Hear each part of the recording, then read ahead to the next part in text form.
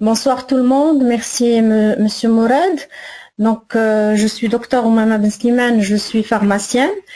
Et voilà, à côté de tous ces modules présentés par ma collègue, qui sont importants, il faut savoir que conseiller un complément alimentaire, ce n'est pas quelque chose qui est sans risque. Normalement, tu sais, un complément alimentaire, ou de la vitamine C, ou de la vitamine A, alors que il y a des risques par rapport à ces compléments alimentaires. Et parmi les premiers risques qu'il y a, qu'on va voir, ce sont les interactions des compléments alimentaires avec les médicaments. Donc, qui ont des problèmes, des pathologies, des maladies. Et en même temps, ils vont prendre des compléments alimentaires. Wesh, c'est sans danger. Non, on ne peut pas dire que c'est sans danger. Au contraire, ça peut s'avérer très très dangereux d'associer certains médicaments à certains compléments alimentaires. Surtout pour les personnes qui souffrent de problèmes cardiaques. Et qui prennent des médicaments les anti-arythmiques, les médicaments qui donnent le rythme cardiaque. Dans ce cas-là, il y a plusieurs compléments alimentaires qui interagissent. Ça peut entraîner des conséquences très graves. Juste certains compléments alimentaires qu'on va voir au niveau de la formation par rapport à ça. Il y a aussi l'interaction des compléments alimentaires pour les femmes qui, elles prennent des contraceptifs oraux. Donc une personne qui prend un complément alimentaire, à un certain moment, elle est tombée enceinte. Un complément alimentaire qui diminue l'efficacité de la contraception. Une personne qui a des problèmes, les ma collègue tout à l'heure, des problèmes de la dyslipidémie, un problème, le cholestérol ou les triglycérides ou des comprimés pour baisser tout ça. Un complément alimentaire pour autre chose et je vais entraîner des problèmes musculaires très graves. Donc, mais il peut y un complément alimentaire qui n'est pas dangereux. Comme d'autres exemples des interactions de compléments alimentaires, juste l'exemple parce que le risque il est là et il faut, c'est ça l'objectif aussi de la formation, c'est que on vous montre les compléments alimentaires qui ont le plus de risques. Là, votre client, ou là, le patient, ou là, le malade. Une personne qui va subir une opération chirurgicale. Quand des compléments alimentaires à base d'ail, les gélules d'elle l'ail parce qu'elle a un problème de chute de cheveux. Elle ne va pas le dire à son médecin. Parce que pour elle, c'est haja adia. Alors que l'ail, ça fluidifie le sang, avec une opération chirurgicale, on risque d'avoir des hémorragies. Et dans ce cas-là, voilà, bien sûr, il y a d'autres, il y a pas mal de compléments alimentaires qui sont dangereux. Et c'est là où on va parler des interactions des compléments alimentaires et des médicaments. Mais on va voir, les interactions dangereuses, on va voir aussi les interactions qui sont bénéfiques. يعني شنو les compléments alimentaires اللي نقدروا نخلطوا بيناتهم pour avoir un maximum d'action. D'accord, voilà, donc c'est ça. Si Mourad, si vous pouvez passer l'autre diapositive. Ok. Alors, par la suite, donc une fois que vous ayez vu les problèmes, que vous ayez des notions sur tout ce qui est apport nutritionnel avec ma collègue et tout ça, le conseil. La finalité, c'est que vous devez bien conseiller et savoir quoi conseiller. Alors pour la majorité, je pense qu'ils sont ici avec nous, ils ont déjà suivi avec moi la formation de parapharmacie. Et là, on a vu les compléments alimentaires pour la peau, les cheveux et les ongles. Et bien sûr, maintenant, on va voir ça en profondeur, d'accord? Donc, on va connaître l'origine Il y a les compléments alimentaires, par exemple les compléments alimentaires à base de vitamines. Donc la vitamine A, رحنا شفناها. Les SMITA aussi le rétinol, عندهم des noms différents. C'est une vitamine, علاش تسمات rétinol parce qu'elle a été découverte في العين, la rétine ديال العين. دونك عليها تسمات الريتينول. دونك شنو العلاقه ما بين الفيتامين ا والعين؟ شنو هو الى عطينا لا فيتامين ا شنو هو لابور ديالو لو كور ديالنا؟ لا فيتامين ا علاش ما خصناش نعطيوها لا فام اونسانت؟ علاش ما خصناش نعطيها لا فام كياليت؟ علاش لا فيتامين داكور؟ دونك علاش الي بينيفيك بور لا بو؟ واش الي اونيكمون بينيفيك بور لا بو ولا عندها دوطخ بينيفيس ا كوتي؟ اي بيان سور نشوفوا toutes les interactions et les problèmes avec. Alors, et bien sûr, on va voir les compléments alimentaires pour les cheveux et les ongles, et on va comprendre un petit peu le bénéfice dialogue. Alors tout ça, on est en train de faire de la partie de le conseil. On va détailler beaucoup de choses. Yani, il y a la durée d'utilisation d'un complément alimentaire. Est-ce que c'est la même durée pour tous les compléments alimentaires ou pas? Est-ce que on doit alterner plusieurs compléments, faire des alternances entre chaque cure? Est-ce qu'il faut faire une pause quand on prend des compléments alimentaires? Etc. D'accord? Donc chaque fois qu'on en parle, on va parler aussi de la durée, et plein d'autres conseils à côté. Les compléments alimentaires pour le confort digestif. C'est quelque chose de très important à connaître. Il y a beaucoup de choses à dire. Et même au niveau des compléments alimentaires pour le confort digestif, il faut comprendre que conseiller la personne, elle a la distance entre la prise des aliments, la prise des compléments alimentaires et la prise de médicaments.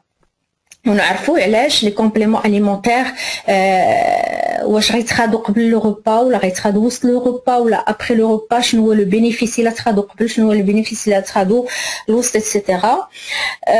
Les compléments alimentaires pour l'insuffisance veineuse, les gens qui souffrent d'insuffisance veineuse, que ce soit les varices, que ce soit les hémorroïdes, que ce soit autre problème.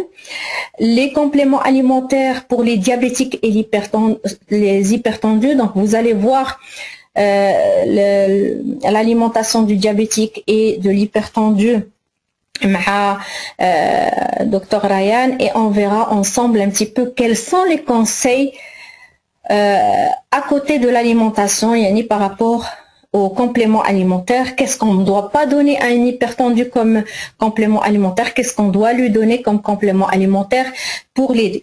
La même chose pour le diabétique. D'abord, dernièrement, vous voyez, on parle de moringa, le complément alimentaire moringa, on parle de ses effets positifs pour le diabétique, on parle, mais est-ce que c'est vraiment ça? Est-ce que des études ont prouvé tout ça? C'est ce qu'on va voir aussi.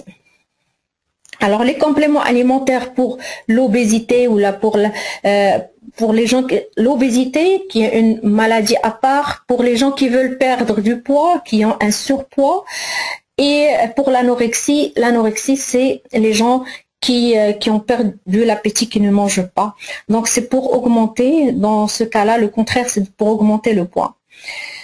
Alors les compléments alimentaires pour booster l'immunité. Et là, c'est à cause du Covid, bien sûr, les gens ils commencent à comprendre quelle est l'importance de l'immunité pour le corps humain. Et donc, on va voir les différents compléments alimentaires qui peuvent booster cette immunité. Alors les troubles de sommeil, donc il y a beaucoup d'innovations dans ce sens-là. Donc ما بقاوش في les compléments alimentaires العاديين بحال la valériane, بحال le tilleul, بحال la camomille, بحال l'aubépine, des produits اللي كانوا كيتستعملوا ديما. Donc il y a une belle évolution dans les compléments alimentaires qui traitent le trouble de sommeil et qui sont plutôt efficaces. Les compléments alimentaires pour la fatigue. C'est normal, on travaille beaucoup, il y a le stress, il y a la pollution, et ça fatigue tout le monde.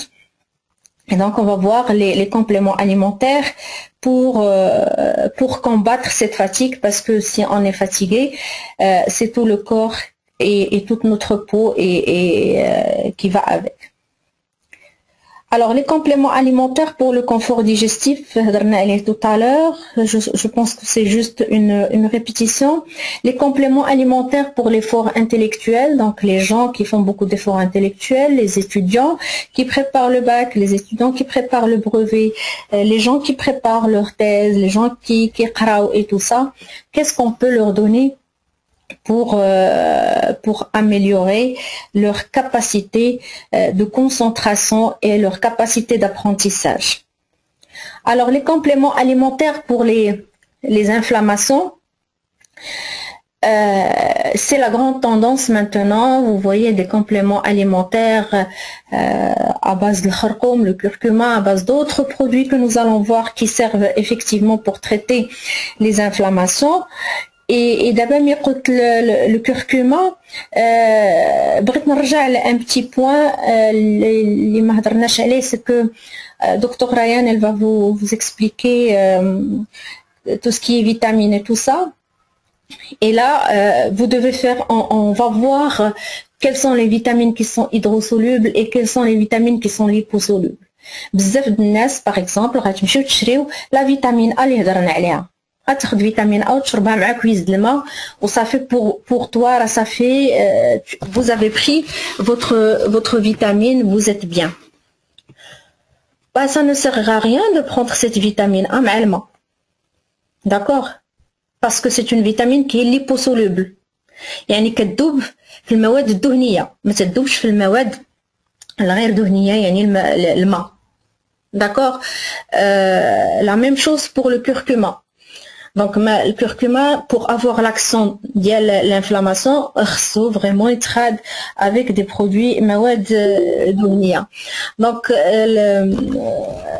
on va détailler un petit peu ce type de vitamine باش تفهموا aussi كيفاش خصنا ننصحوا pour la prise de ces médicaments là. Alors, pardon, pour ces compléments alimentaires, je suis imprégnée par les médicaments. Alors, les compléments alimentaires pour la femme enceinte et la femme qui allait, donc la femme enceinte et la femme qui allait, ils ont des besoins nutritionnels qui sont différents de la femme qui ne l'est pas. Et quels sont les compléments alimentaires qu'on va donner pour la femme enceinte et quelle est l'utilité de ces compléments alimentaires? Aussi, les compléments alimentaires, la femme enceinte قبل ما تبدا لا كونسيبسيون, يعني elle veut tomber enceinte, واش صالح لها انني نعطيها ان كومبليمون اليمونتير قبل ما تحمل؟ est-ce que c'est bon, est-ce que c'est pas bon? في الحمله quels sont les compléments alimentaires, واش ضروري انها تاخذ كومبليمون اليمونتير؟ وإلا كان ضروري شنو هما لي كومبليمون اليمونتير اللي غتاخذ لو بروميير تريمستر كروسيس, شنو هما بوتيتر اللي غتاخذ لو دوزيام, شنو هو لو تروازيام تريمستر كروسيس اللي كيوقعوا فهمتي تيبداو لي كارونس وتيبداو يبان d'autres signes بحال les crampes, les claquages et tout ça. Qu'est-ce que je vais donner? واش je vais associer calcium magnésium, est-ce que c'est pas dangereux? واش نعطي الكالسيوم بوحدو والمغنيسيوم بوحدو? Qu'est-ce que je vais faire dans ce cas-là? C'est Mourad, si vous pouvez, voilà. Alors les compléments alimentaires équilibrant pardon, c'est une coquille qui s'est glissée. Donc les compléments alimentaires pour l'équilibre du microbiote. Mais chez le macrobiote, c'est le microbiote. Donc c'est la flore tout simplement, les compléments alimentaires pour équilibrer la flore. C'est le nouveau terme qu'on donne pour la flore, c'est le microbiote. La flore, donc on va parler du microbiote intestinal, du microbiote buccal, du microbiote génital. Donc est-ce qu'il y a des compléments alimentaires pour ça? Alors, les compléments alimentaires pour la femme en période de ménopause, effectivement,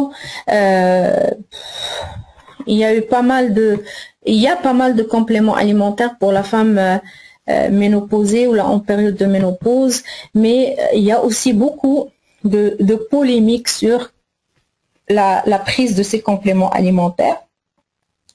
Les compléments alimentaires pour les personnes âgées. Donc, qu'est-ce qu'on va donner pour les personnes âgées comme complément alimentaire et à quelle dose? Parce que tout ce qui est cinétique pharmaceutique n'est pas la même, hein. Leur métabolisme n'est pas le même, leur absorption n'est pas la même, leur élimination n'est pas la même. Donc, nous comme complément alimentaire et est-ce qu'on doit adapter les doses pour ce type de personnes? Les compléments alimentaires pour le sportif, donc ça c'est un monde à part, mais il y a pas mal de trucs qu'il faut connaître pour pouvoir conseiller un sportif. Alors les compléments alimentaires pour régime amaigrissant, donc là on va voir bien sûr les compléments alimentaires coupe-faim, les compléments alimentaires brûle-graisse, les compléments alimentaires qui permettent de diminuer le poids. Maintenant ces derniers temps où le collagène fait maigrir, donc les compléments alimentaires à base de collagène font maigrir. On va voir si c'est vrai ou c'est pas vrai. Alors les compléments alimentaires en cosmétique, la grande tendance, mais c'est pas uniquement la grande tendance parce que effectivement ça donne de très bons résultats. L'association de compléments alimentaires avec les produits dermocosmétiques, donc que ce soit pour le vieillissement de la peau, que ce soit pour la photoprotection. Maintenant, on ne parle plus que d'écran solaire pour la protection, mais on parle aussi de compléments alimentaires pour protéger la peau contre les rayons du soleil qui ne peuvent être que nocifs, entraînant le vieillissement cutané et